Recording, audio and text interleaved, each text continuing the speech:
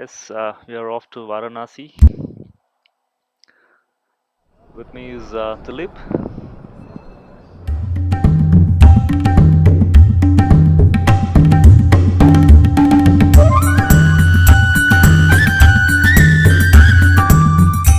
Spiritual capital of India is finally here. It's called Varanasi or Banaras or Kashi. I think the name Kashi is famously known for many people. Let's keep it that way.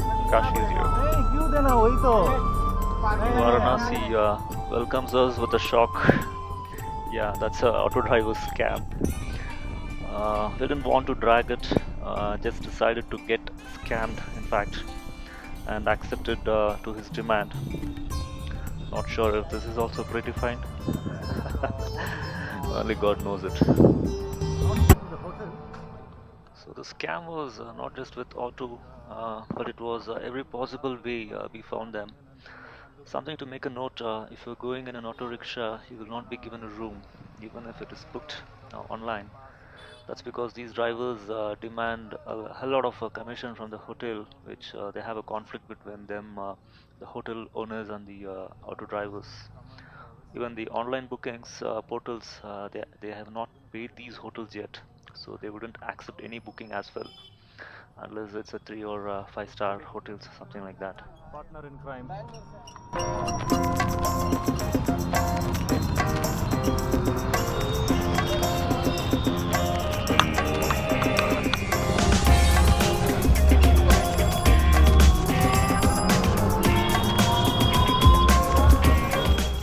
Half the day was lost looking out for rooms. All these added up of frustration in order to get a room somehow. Finally, we got the room and ended up having a delicious lunch. It was around 12 o'clock. Sorry, it was around 2 o'clock in the afternoon. And here comes my food. This food just calmed our frustration since morning, which we had it. So immediately after the lunch, we visited Kala Bhairav. Kala Bhairav is the deadly form of Shiva, where Shiva was full on in destruction mode. That means the destruction of destructing the time. So what does it mean? Destruction of time is nothing but is everything over? There's a whole lot of a story behind it. So it doesn't matter what kind of a creature you are. So one who visits Kashi will attain mukti, is what the belief is. So you happen to see all sort of people coming here to get a mukti. So getting the mukti, attaining the mukti or not, I don't know. It's would happen in one's experience. It is also said that Kala Bhairav decides who has to enter Varanasi and who should not. This might sound funny, but people of Varanasi gets permission from the deity before leaving the town for any reason or even to enter the town. So anyone visiting Varanasi should visit the temple first and then get the permission to enter Varanasi. This might sound funny for common people like us, but yeah, you might have experienced this most of the times where you might want to visit any particular place and you could never make it up with great effort. That could be one of the examples which I've always experienced it, and trying to connect the dots here. Next, guess where we are heading. The moment we say Kashi, what comes to our mind is ghats. So ghats are nothing but they're called as crematoriums. The cremations of the human dead bodies is done with all the proper rituals. Can you guess how many such ghats are there in Kashi? It's believed, I think it's around 80 to 100 ghats are there in Kashi. And one of the famous ghat is Manikarnika Ghat. And any guess how this Manikarnika Ghat name has come from? Before that, let me take you to an interesting place. Nothing but Manikarnika Ghat. A lot of people hesitate to visit this place. Even in the city, most of us avoid going to a crematorium. That's because we do not want to witness burning of bodies, of a dead body. But trust me, this place is going to prove you wrong, because you get to see the death is celebrated with all rituals, what they do it, and yeah, and I ended up staying the whole day watching it. Initially, I had that hesitation even when I was in the city, and the transformation, about the transformation about our own life happens within. Watching them has no words to describe, which I experienced it.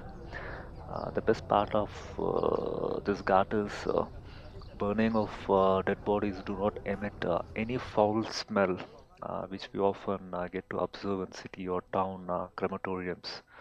We get to feel that foul smell coming, which I didn't see it. That was really an interesting fact. But this place will surely force one to think about your own life and the ultimate goal.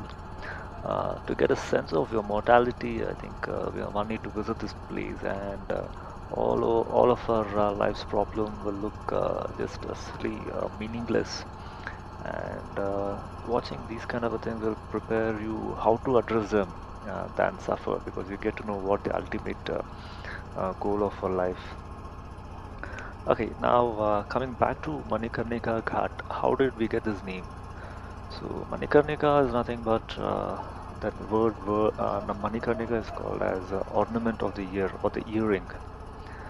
So as you know, Sati or the Parvati, uh, who sacrificed her life after having after her own father humiliated her husband, nothing but Lord Shiva in an yagna. So yajna means, hope you know that, a ritual sacrifice which happens in a Hindu community. So where Sati walks into the fire and kills herself for not having her husband given the respect what he deserved. So then Lord Shiva comes and took her burning body to the Himalayas. On seeing the unending sorrow of Lord Shiva, who was broken and devastated, so Lord Vishnu decides to send his divine chakras to cut the body into pieces, on 51 parts or something like that. Those body parts happen to fall on the different places of the earth, and now it is those places are called as Shakti Pita today. Today's generation, we know about Shakti Pita as nothing but the body parts of Parvati, and it is believed that Sati's ear ornaments fell on this place of by the side of the river Ganga, and hence the name came as Manikarnika Ghat.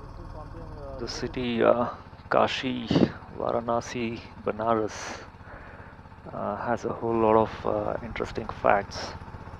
I think everyone would uh, want to visit once in their lifetime. Of course, Kashi has its own reverberance.